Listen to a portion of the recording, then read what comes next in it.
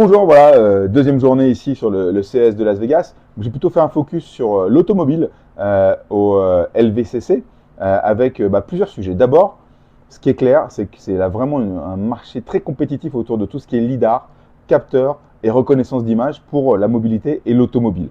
D'ailleurs, dans ce cadre-là, Mobileye, qu'on avait découvert au CES il y a quelques années, a un des plus gros stands, ce qui démontre évidemment l'importance de la reconnaissance d'image pour le véhicule autonome, pour la voiture assistée de demain, bien évidemment.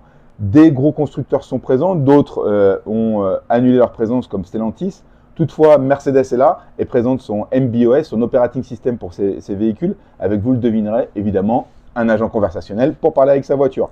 Autre point marquant dans les agents conversationnels, c'est le pouvoir du buzz chez Amazon, puisque ici, on ne parle pas d'Alexa dans la voiture BMW qui est présente, mais d'un LLM qui est un cas expert pour vous accompagner dans votre expérience utilisateur de la voiture.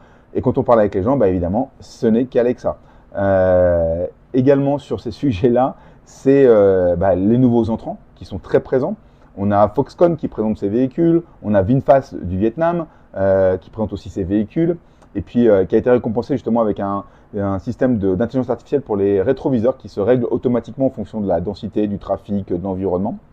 Également TOG. Alors TOG, moi c'est un de mes coups de cœur dans l'automobile. C'est un constructeur automobile turc basé sur la blockchain en termes d'expérience client, avec tout un système qui permet d'enregistrer vos données, de votre carnet de vie de la voiture, qui va également vous récompenser en fonction de vos émissions de carbone. Si vous les diminuez au fil de l'eau, vous adaptez votre conduite et ainsi de suite, eh bien TOG va vous rémunérer pour aller derrière chez des partenaires, avoir des expériences, des rewards et ainsi de suite.